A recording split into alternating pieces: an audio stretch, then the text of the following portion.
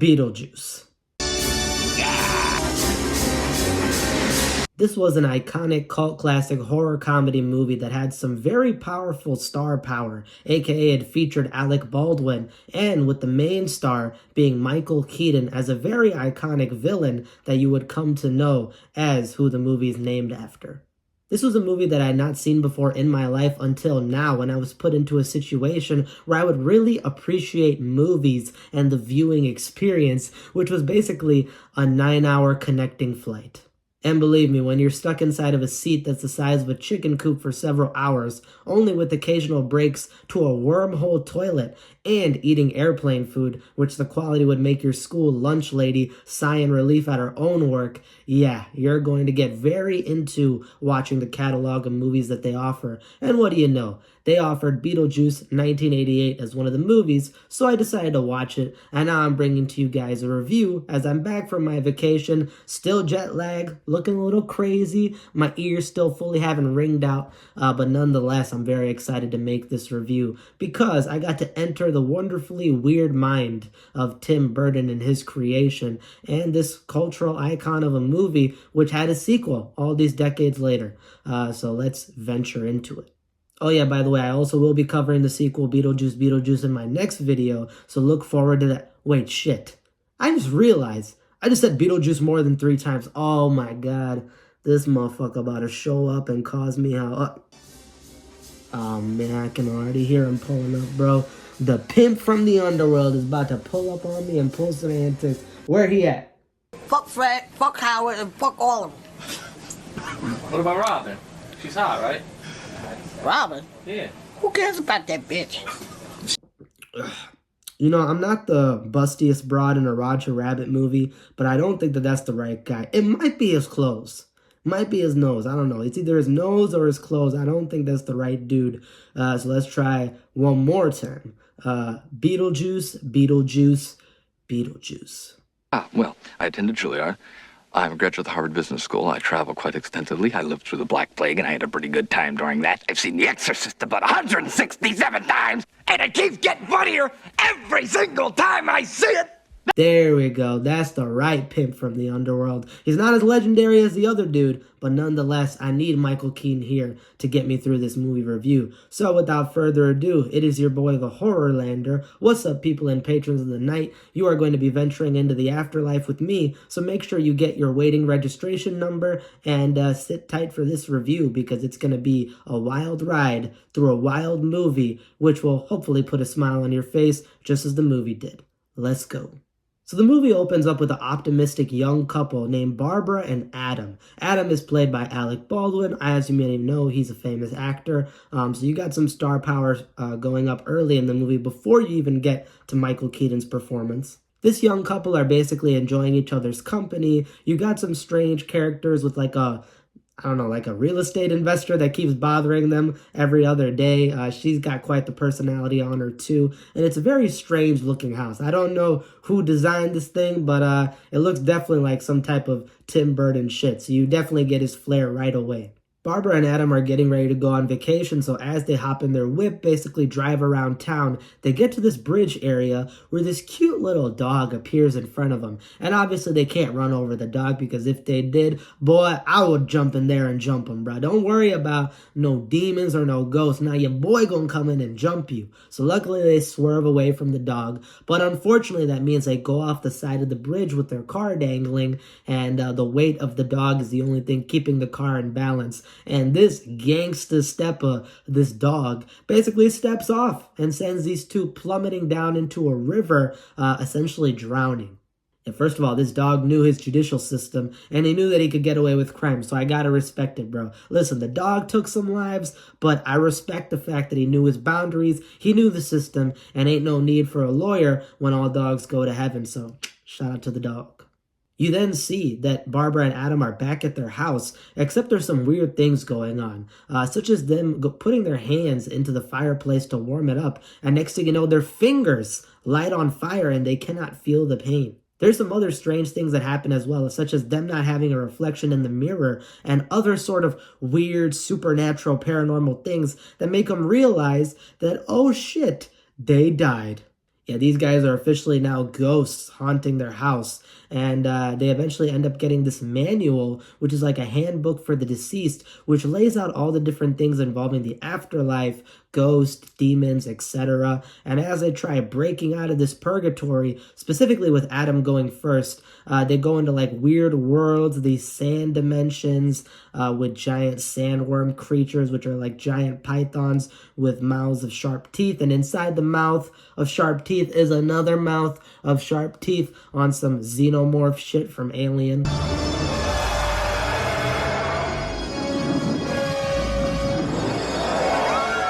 And of course, they're now ghost haunting their house. So this is a very bad situation. And maybe it's because they're in denial, but they don't understand why they're not moving on to the afterlife and why they're stuck in this situation. And hey, what do you know? Alec Baldwin's whole accidental deaths in this movie basically carries over into his real life. Yeah, with the gun in the movies. All right, let's move on. You now get introduced to this new family, a new weird family moving in. The father's name Charles, the mother's name Delia, I believe, Delia or Delia. She's an artist. She cares very much about her social reputation, and she makes a lot of weird art and sculptures. And then you have the young girl, the only daughter in the family, named Lydia. Lydia's got her whole full, emo goth thing going on. Miss Wednesday before Miss Wednesday was a thing. And she also has a unique thing. She's able to see ghosts. I see dead people. It seems like the only way to unlock supernatural powers where you can perceive ghosts is just to be I'm 14 and this is deep. So listen, man, if you're out there on the I'm 14 and this is deep subreddit, who knows, you might have a sixth sense. As they're moving in, you get the idea that the mom is not very happy with the decision, but Charles, I believe, is also within the real estate world, and he loves it. He's very optimistic about this house, about it helping out Lydia's future, because Lydia has a hard time socializing with people, to nobody's surprise. And she obviously is having some emotional trauma and trouble. She wants to basically off herself and just have her life done with, but she can't stand her family, she can't stand her situation, and she feels like death is an easy way out. So now as Barbara and Adam are ghosts and they go to the afterlife, they see the afterlife is very strange because it's kind of like an organization. It's a waiting room with a bunch of different victims of accidental deaths, like some surfer dudes getting bitten in half by sharks. There's a dude with a shrunken head, just a lot of weird characters and figures who have died in horrifying ways. And they're all in waiting rooms, basically getting ready to go to the afterlife. And here you find out that Barbara and Adam are not able to because they're still haunting the current house that they're in. Because they're in a sense of disbelief and they can't move on with that emotional connection. They don't have that sense of detachment. They have to basically scare away the new family that's moved into their house in order for them to finally be relieved and get back to the other side of their life. So they try in various different ways to scare the family. You have a lot of creepy claymation action scenes throughout the movie, which seemed a little bit weird when I was first watching it, but it does have this sort of strange charm to it. I feel like it fits the vibe of the movie, and they're definitely horrifying, no doubt.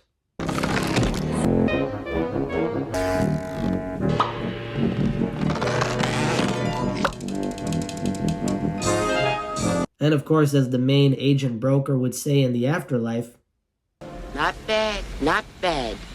and because Barbara and Adam are continuously failing to scare this very strange family, the family's in a basically sense of like disbelief. They don't really believe all this different ghost stuff going on. And when they do have situations where they believe the ghosts, they are not scared by them. They're basically kind of getting an attraction towards them and thinking that it would be a good way to boost up their social reputation by having a very unique and strange house that has hauntings in it. So everything is backfiring as bad as it could backfire. And that's when they get an idea to contact a demon, a very infamous demon by the name of Beetlejuice, who is known as a biological exorcist. That's right, Mr. BJ 3 times is now in the building. Actually, you know what, that's a terrible nickname. That sounded a lot worse than what it did in my head. But hey man, you know what? My ex Felicia, let's just say, she also had something in common with the main villain because you could say that she was also a biological exorcist. Mrs. BJ 3 times.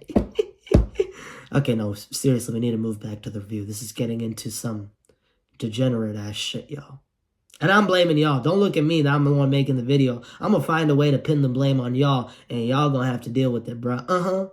So they get the idea to try to get Beetlejuice's help, but their agent broker is basically telling them to stay away because this dude is an absolute wild card. All right, he's crazy, he's wild, he's known not to play by the rules, he's known to cause a lot of trouble. He's just straight up chaotic to be chaotic. And of course, he's played by the iconic Michael Keaton. Michael Keaton is one of my favorite actors. Every role that I've seen him in within a movie, I always enjoy him in. And he's in a lot of iconic roles, such as Beetlejuice, such as Batman, of course. He's a well-respected actor, but I feel like he's never put into a conversation of the greats. But I feel like he should, because, again, I've never really seen Michael Keaton in a bad performance. Maybe the writing that he gets is bad, or the movie plot he might get is mediocre, but his own acting, I think he always does great.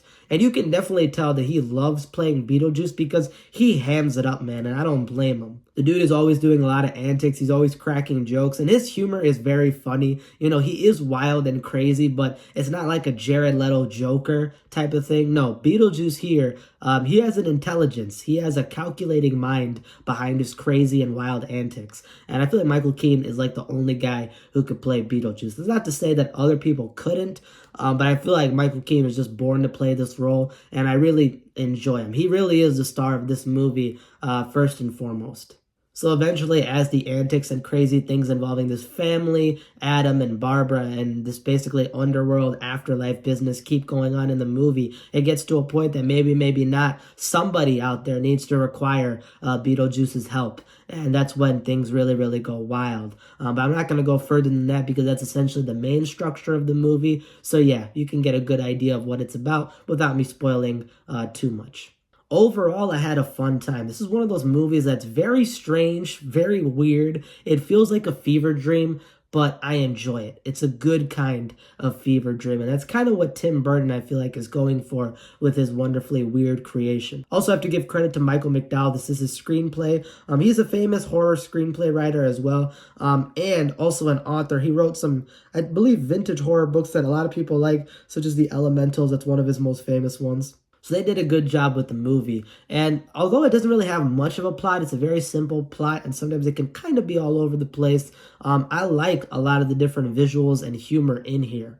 I feel like the humor is well executed because the side characters are all likable. They all have their own unique personalities, and they all have great actresses and actors behind them. There's nobody in this movie who I thought had a poor performance, so that really does assist the movie in terms of you getting immersed and enjoying it, because everybody's putting their heart into it in their own different ways. Michael Keaton obviously is one of my favorite performances with a horror movie villain, because Beetlejuice is amazing, man. I love Beetlejuice. He's so funny. He's so cool. I love the fact that he's able to like warp reality and just do a lot of crazy shit. He's kind of got that type of, how do I explain it, like fourth dimensional imp kind of thing. Like, you guys know Batmite and those kind of characters from like DC. They're able to like break into like the fourth dimension or higher dimension. So they're able to like manipulate shit. So he has that kind of thing where he can just manipulate reality, do a lot of crazy stuff. So it's unpredictable what Beetlejuice is going to do. And that makes it always a fun treat when he's on screen. And again, Michael Keaton has a great performance, man. You believe him as Beetlejuice. And although Beetlejuice does not get a full exposition dump or backstory, he's sort of a more mysterious character. I like that. It adds to his sort of flair and mystique. And yeah, just overall, he's definitely the star of this movie. The main character, Lydia, who's the girl in the group, I also enjoy her as well. Even though she's got her I'm 14 and this is deep, I just did that as a joke. She is sympathetic. I resonate with her. I like her performance. And she's, you know, a relatable main character in a certain sense. Because, you know, we all got weird family. We all got strange situations. It's just what you make of it. And she is good at making the best out of situations when you see towards the climax of the movie. Barbara and Adam are also some great characters as well. I enjoy Alec Baldwin as Adam. I enjoy, I forgot the actress's name. Maybe it's Glenna Davis or Glenna something, I forgot. But she plays Barbara. I enjoy her as well. So they're a dynamic couple. The mom and dad playing Delia and Charles are dynamic as well. So overall, this movie works. The visuals are also great too. I like the mixture of claymation in there. It's fun. And you also get this world building aspect of this sort of afterlife, which is kind of teased and integrated within. It's more deeper dived into the sequel, Beetlejuice that came out the previous year, but nonetheless, it's still present here, and it kind of makes you interested. I like the idea of like the handbook of deceased and this waiting room of the afterlife and all these strange characters. Shout out to the dude with the shrunken head. He's the GOAT. I don't know why he's the GOAT. I'm loosely using the word goat. He might be more of a sheep, maybe an alpaca. I don't know, but I like his aura, man. He's just a cool, nonchalant dude. The only critiques I can give this movie is, again, there's not really a solid plot structure. It kind of goes all over the place in different areas. So sometimes it'll kind of make you lose track, but it's not anything drastic. And also, the movie's called Beetlejuice, right? So it's named after Michael Keaton's villain.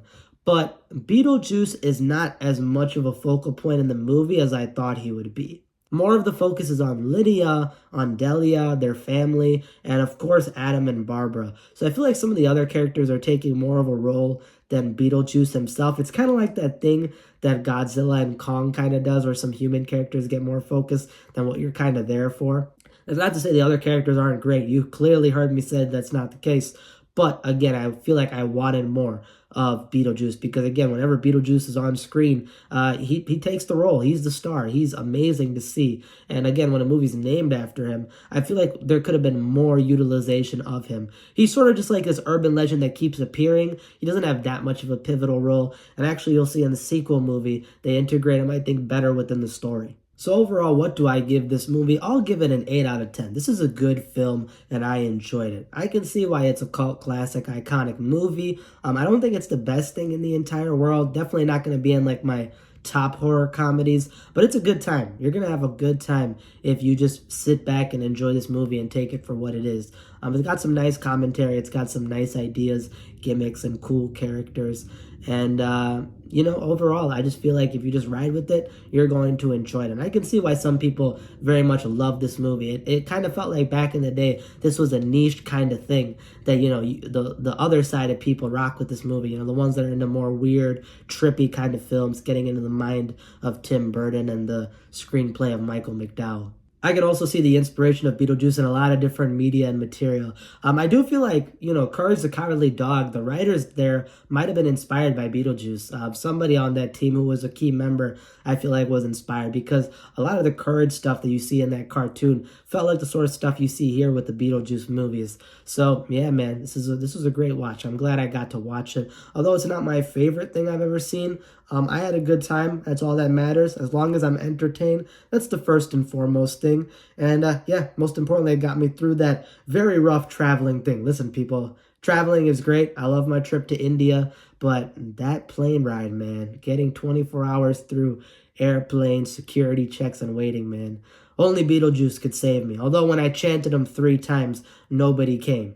The only thing that happened was that there was a literal 2-year-old baby who came up to me and he said, your videos are shit. And then when I asked him, how are you able to, proficiently speak in English, even though you're 2 years old? He said, bitch, when your videos are that bad, there's no other way for me to talk. I had to break through the 4th wall and communicate that shit to you.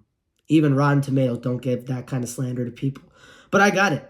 And listen, man, it made my experience all the more memorable. That's all I got for today. If you guys enjoyed, a free way to support me, of course, is to hit that subscribe button, hit that like button down below. It'd mean the world to me. And comment down below, what are your thoughts about the Beetlejuice 1988 movie? Have you seen it? Have you not seen it? What are your thoughts? And how do you feel about the sequel? The next video I cover is going to probably be on the sequel because I actually watched that right after I saw the first movie. So yeah, look forward to that. And really, I wanted to end off this video with the Lydia dance number that happens in the movie. Shake, shake, shake, Sinora, shake your body line. Work, Sinora, work it all the time. Jump in the line, rock your body on time. Okay, I believe you. But fuck that shit, man. I got my own dance numbers. I don't need that bitch. Hit it.